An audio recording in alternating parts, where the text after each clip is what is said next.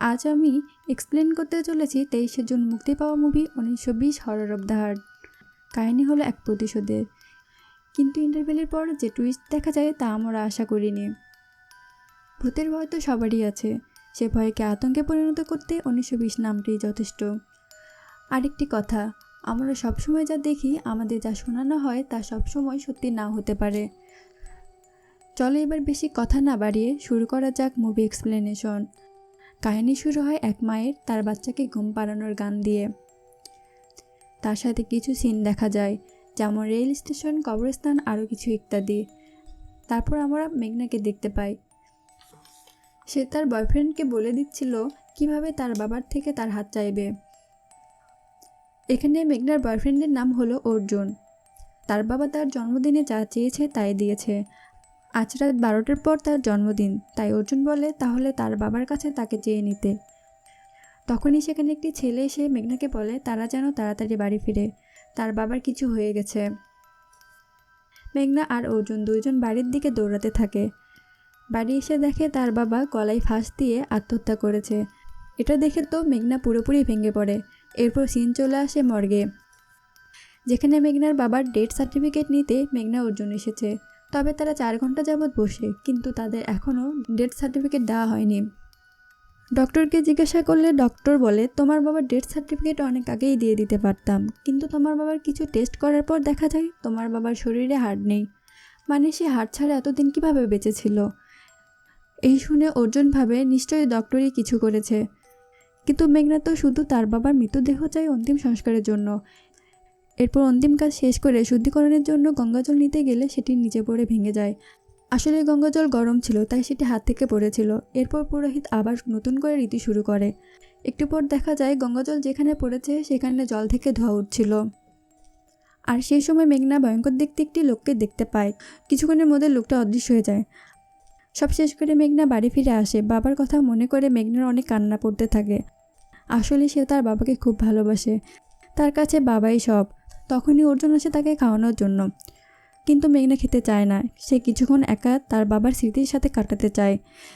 অর্জুন মেঘনাকে অনেক ভালোবাসে, সে কিছুতে মেঘনাকে একা ছাড়তে চায় না। মেঘনাও নাছোড়বান্দা, কিন্তু অর্জুন কিছুতে এই অবস্থাতে মেঘনাকে দেখতে পাচ্ছিল না, তাই সে কাল সকালে আসবে বলে চলে যায়। মেঘনা অর্জুন চলে যাবার পরে উপরের ঘরে কারো পায়ের আওয়াজ শুনতে পায়। উপরে যে মেঘনা কাউকেই দেখতে পায় না। তারপর মেঘনা তার বাবার ড্রয়ার থেকে একটা ডায়েরি পায়। আসলে মেঘনার বাবা ডায়েরি লিখত। ডায়েরি পড়ে জানতে পারে মেঘনার মা রাধিকা এখনও মরেনি, আর রাধিকাই মেঘনার বাবাকেই খুন করেছে। আসলে ধীরাজ একজন লেখক ছিল, তার লেখা কারো পছন্দ হতো না, তাই তার লেখা বই কখনোই বিক্রি হতো না। রাধিকার গরিব জীবন পছন্দ ছিল না। সুন্দরী হওয়ায় রাধিকার নিজের শরীর ইংরেজিতে বিক্রি করতে শুরু করে। পুরুষ আর মদের নেশায় ডুবে থাকা তার মা একদিনের জন্যও তার মেয়ের কাছে আসেনি। এই গরিব জীবনের বোঝা সহ্য করতে না পেরে তার মা রাধিকা তার বাবাকে একদিন বিষ খাইয়ে দেয়। মেঘনাকে অনাথ আশ্রমে দিয়ে ভালোভাবে নতুন একটা জীবন শুরু করতে চেয়েছিল, তবে আমি তা হতে দেইনি। আমি হসপিটালে পৌঁছানোর আগেই সেই বিষ অনেক ক্ষতি করে ফেলেছিল। তারপর থেকে আমার মির্গি রোগ শুরু হয়। কেমন ছটফট করতাম তা তো তুই দেখেছিস। এরপর পত্রিকায় একদিন দেখি রাধিকার ছবি। সে রাজবাড়ির একটি ছেলেকে বিয়ে করেছে। অর্থ, নাম, যশ সব এখন রাধিকার আছে। আমি মির্গির যন্ত্রণা সহ্য করতে না পেরে আত্মহত্যা করার সিদ্ধান্ত নিয়েছি। 16 বছর আগে তোর মা আমাকে মারার চেষ্টা করেছিল, আর সে জিতে গেছে, আমি হেরে গেলাম। সব কিছু শোনার পর মেঘনা দৌড়ে সেখানে যায় যেখানে তার বাবা শেষ কাজ করা হয়েছে। কাঁদতে কাঁদতে বলে তোমাকে ফিরে আসতেই হবে বাবা, কেন ওই মহিলার জন্য আমাকে একা করে গেলে। হঠাৎ মেঘনা কেমন জানি করতে থাকে, তার বাবার মতো ছটফট করতে থাকে। হঠাৎ জ্ঞান হারানোর পর মেঘনা দেখতে পায় তার সামনে তার বাবা। মেঘনা বলে কেন এতদিন এই সত্য লুকিয়েছিলে। সব কিছু জানার পর মেঘনা এখন তার মায়ের থেকে বদলা নিতে চায়, কিন্তু মেঘনার বাবা তাতে রাজি হয় না। তার বাবার শত বাধার পরেও মেঘনা শুধু চায় তার বাবার প্রতিশোধ নিতে।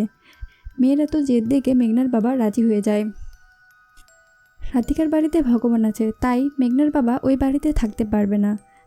তাই মেঘনার বাবা তাকে বলে দেয় কিভাবে তার আত্মা বাড়িতে প্রবেশ করতে পারবে।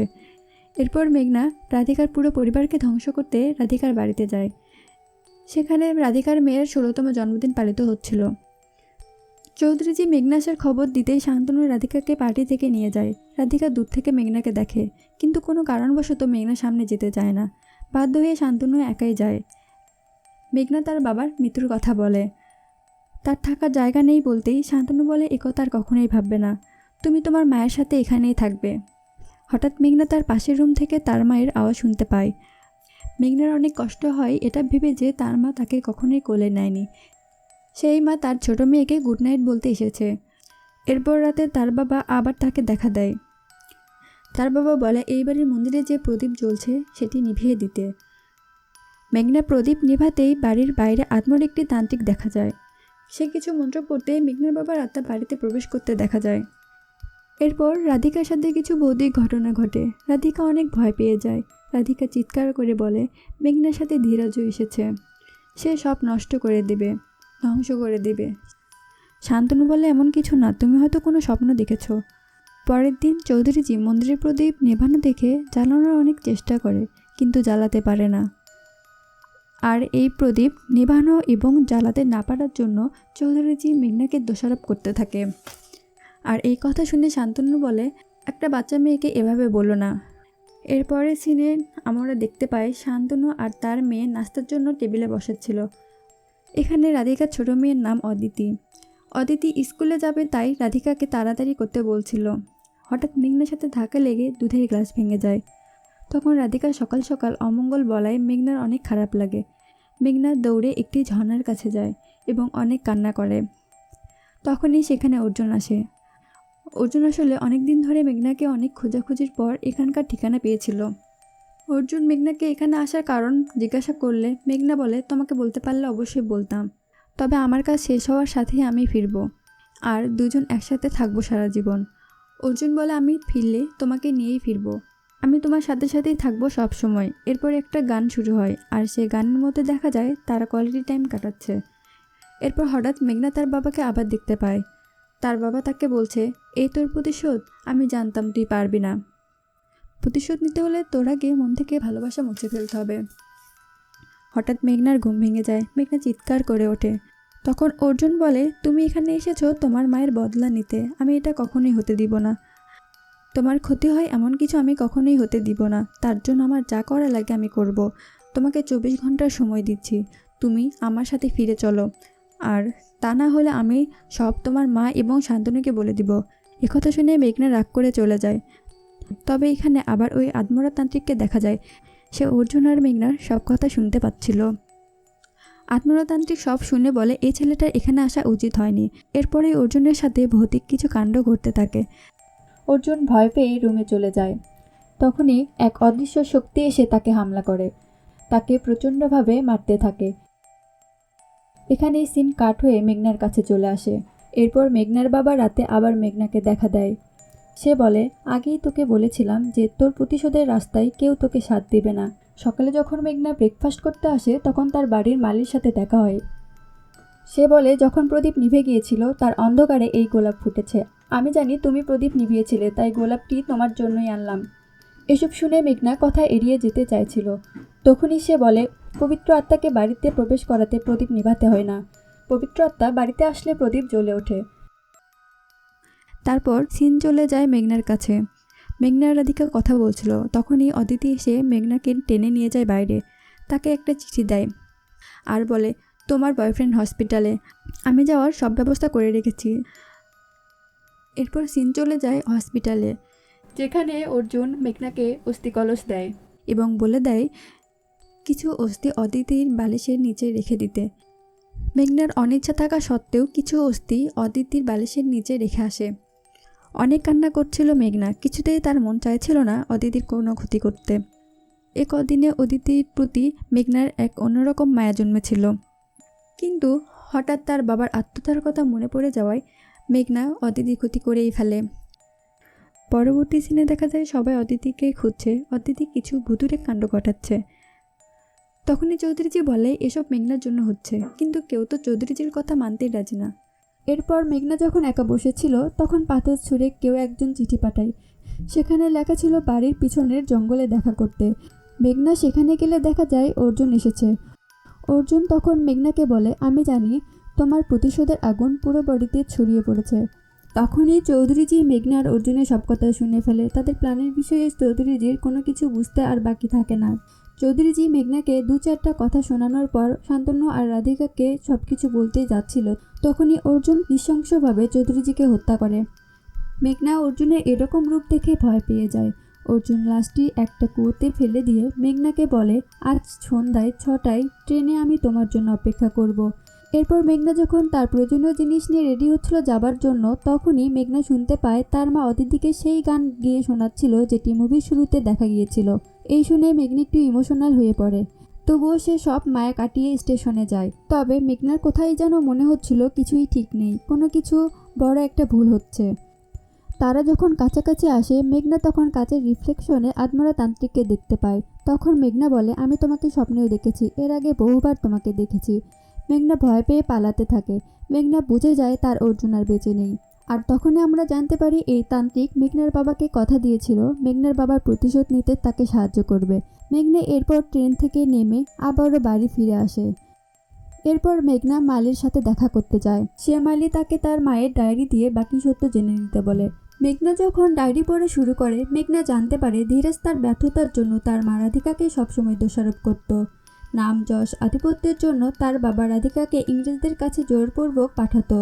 ইংরেজদের সাথে রাধিকা শারীরিক সম্পর্ক করতে বাধ্য করত।